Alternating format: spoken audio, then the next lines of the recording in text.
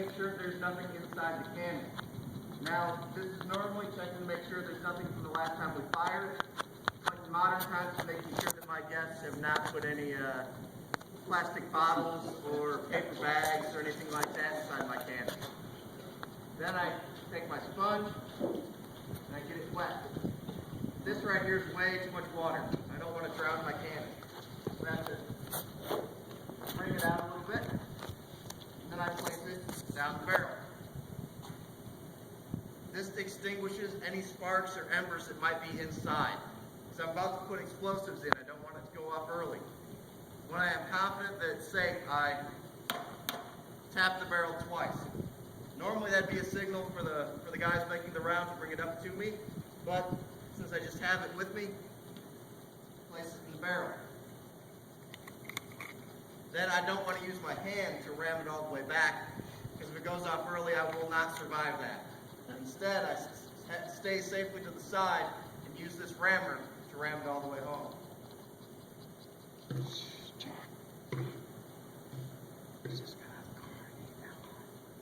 If it goes off early, it might injure my hands, but I'll probably survive that.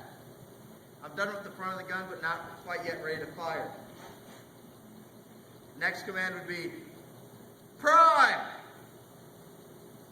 And I take out my priming wire.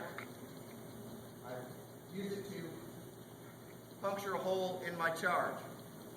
Now, back in the Civil War, it would be sealed up using a cloth paper bag, and you still have to puncture a hole in it. So when I use my ignition mechanism, the friction powder, or friction primer, then it will catch the black powder inside on fire and explode. Without doing that, it may not go off. So then I take my ignition system, the friction primer, place it in the vent.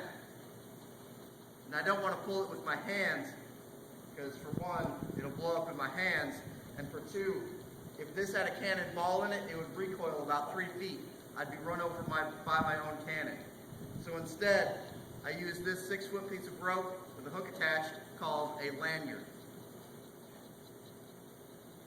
I attach it and step safely to the side, raise my left hand to indicate that I'm ready to fire, and give the command of, gun number 1, ready!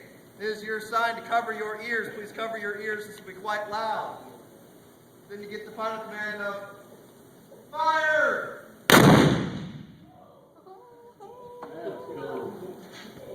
Now I'm not quite done, because you can still see that my cannon is on fire still. That's a problem. I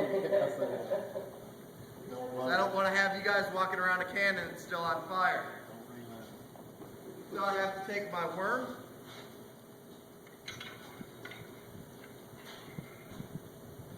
See, this is the tin foil. It comes out very easily. Easy cleanup. Then I take my sponge.